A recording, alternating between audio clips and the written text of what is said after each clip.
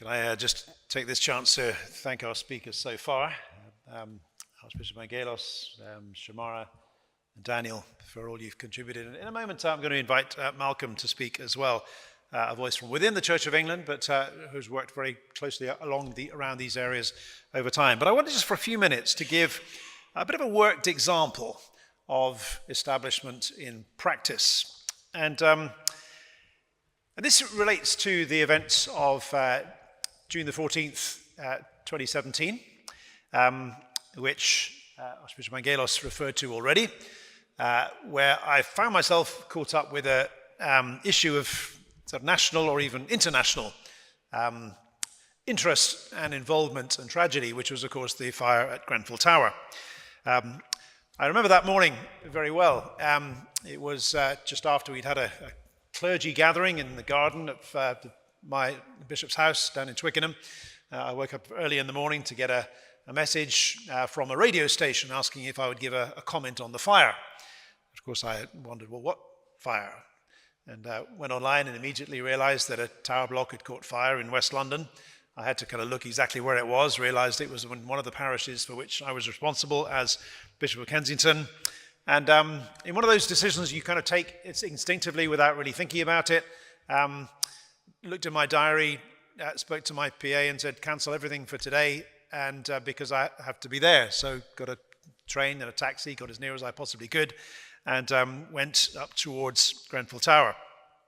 And I guess in the first little instance of establishment kicking in was a phone call I had on the way up to Grenfell, which was from the Metropolitan Police chaplain, who said, I realise this is happening and you may be involved, and I want you to put you in touch with the borough commander, police commander, locally. So I got in touch with her immediately, and she said, oh, well, thank goodness you're coming. We have firefighters going in and out of the building. We have emergency service people, and they're having to do some fairly distressing things. It would be a great help to us to have some people around who could talk to them as they do this. So I quickly ran around some of our clersy in the local area, gathered a little team of people. I think we were the only non-emergency service people allowed into the little cordon inside around the base of the tower. And we spent part of the morning talking to firefighters going in and out of the building, which was still smoking, and still the flats at the top of the tower were still catching fire during that time. I spent the other part of the morning in the local parish church, St Clement's Church, which had opened its doors at 3 o'clock in the morning for residents of the blocks around that had been evacuated because of the tower, people who had escaped from the tower itself, who had just found themselves there, and talking with, sometimes praying with people who had gone through this horrendous experience on the day. I guess the second moment when establishment kicked in on that was in those few days afterwards when the world's media descended upon North Kensington, obviously wanting someone to talk to. The world's media is a greedy animal, and it wants some kind of feeding. And the local bishop, especially when the bishop was called the Bishop of Kensington, and people used to think I was just the Bishop of Kensington. Actually, the Kensington area stretched quite a lot further beyond that. Was a natural candidate for those kind of conversations. So I found myself doing huge amounts of kind of media engagements with media both here in the UK and around the world, just trying to reflect something of the community's response to this event. I guess the third element of what happened, of the establishment kicking in at that point, was when I got a phone call a couple of days later from number 10 Downing Street. You might remember that Theresa May, the Prime Minister, had visited the site, but had only spoken to the emergency services. She'd spoken to the Mayor of London, Sadiq Khan. She'd spoken to the firefighters, the ambulance service, the police, but hadn't spoken to any of the local community. And she got quite a lot of criticism for that at the time. I got a phone call a couple of days later from number 10 saying, would I convene a group of local people to meet with the Prime Minister at Grenfell. And so on the fire happened on a Wednesday. On the Friday afternoon, we convened hastily this slightly random group of people, from a 10-year-old girl to an 80-year-old granny, some volunteers, some community members, one or two people who had escaped from the tower itself, people from many faiths and none, to meet with the Prime Minister. I found myself chairing this little gathering in St Clement's Church, which is a couple of hundred yards away from Grenfell Tower, convening this meeting, the purpose of which was to enable the Prime Minister to hear the voices of local people some of which were pretty angry around that time. You may also remember that during that meeting, it got cut short.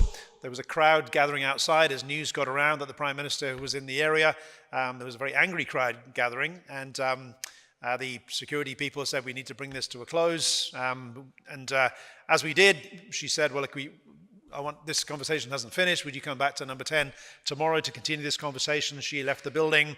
There were people hammering on her door, on her car, as she sort of drove away at that moment. So we went back the day after to finish that conversation. And that conversation between the Prime Minister and the local community was, I guess, the beginning of a long series of conversations where the government engaged with the local community in quite significant ways to try to address some of the issues that Grenfell had raised. One of the other points that struck me about this environment was that very soon after Grenfell itself, if you like, the religious component of that local community came to the surface. North Kensington is a very religious place. There are many religions represented there. You may well know that of the 72 people who died in Grenfell Tower, the majority were Muslims. There were some Christians, many from Eastern Christian traditions, Roman Catholics and others, but the majority were Muslims. And so when the religious expression of the grief of the community was made, it was almost inevitably going to be an interfaith expression. And so we had a number of vigils that took place around that time because there was a kind of felt need for some expression of grief that was engaging with the transcendence, engaging with God in some way, but it was not assumed to be necessarily Christian. It was assumed to be interfaith in some way. And we had to navigate that quite carefully. But of course, that question raised the question of who convenes these things? Who brings together the religions and the religious leaders to express this connection with God? And there were a number of different answers given. Initially, it was a government department. So we got issued with kind of diktats or commands by a government department that was responsible for faith, that we would be gathered together as the religious leaders, Muslims, Hindus, Jewish leaders, Christian leaders, to hold these interfaith gatherings. If I'm honest, I felt rather uncomfortable about the idea about the government department convening the faiths, as we're corralling us together to make us go through this exercise. And so I began to think about how this works. So that was one answer. One answer in terms of the interfaith space was for the government to do that. Another answer came to the fore when I began to talk to one of the local Muslim survivors from the tower who had become one of the leading lights in Grenfell United, a group of the survivors who'd come together. He is a very devout Muslim. It was during Ramadan. He was going through the fast at that time. And I said to him, look, at some point, it would be important to hold some kind of national service of remembrance or some occasion whereby we remember those people who have died. Do you think this should happen in a year's time, 6 months' time, or whatever? He said, well, no, 6 months it needs to be. And so I said, well, where should we hold this? We could hold it at Queen's Park Rangers football stadium just down the road. We could hold it at the Royal Albert Hall, which is not very far away. Or if you like, we could hold it at St Paul's Cathedral. And he said without hesitation, it has to be St Paul's. I said, why? And he said, well, that's where the nation does its remembering. That's where the nation does its celebrating. It's where the nation holds these things.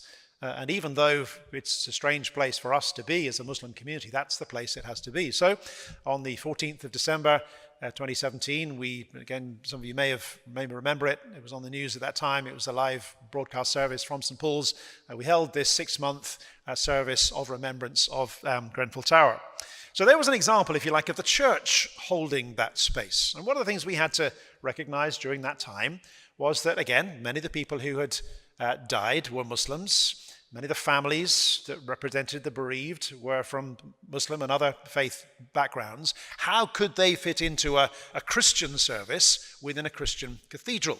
And we went through ways of trying to work how that could be, and we managed, and there were some quite important questions. And so within canon law, of course, within the Church of England, you cannot have prayers to a God other than the God of Jesus Christ. So we could not hold prayers to Allah. We could not have readings from the Quran.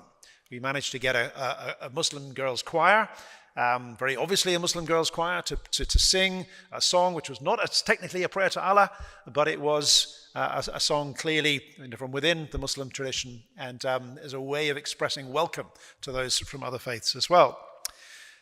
Last bit of the story is that roll 5 years on, in the 5th anniversary of the fire, we felt also that it was important to hold some kind of gathering to remember those who had died.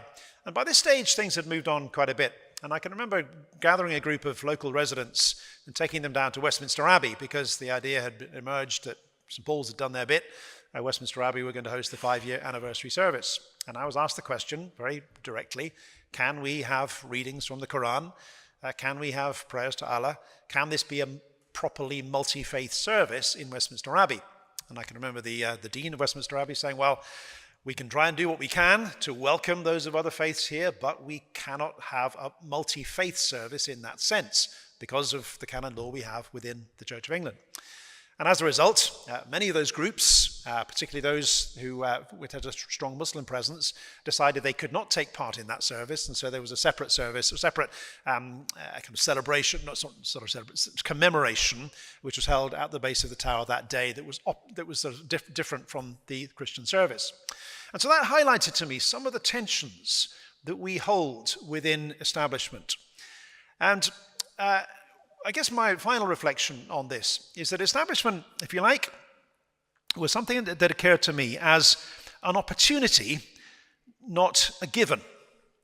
I often think back to that moment on that day of just deciding to go there and present myself in my clerical collar on that day to offer myself within that place. I also remember an encounter with one of our clergymen in my area, there was a murder in his local area, and I rang him up and said, this had hit the news, and I said, has this, have you been involved in this? Well, he said, I'm waiting for the call. I'm ready if they want. And it struck me that was probably not the right way to respond. That actually establishment is an opportunity to step into that place, but we have to actively step into it to make use of it. We're no longer in the space where there is an assumption that the Church of England will play that convening role, will play that important role in moments of national life. It has to be embraced, it has to be welcomed, it has to be stepped into.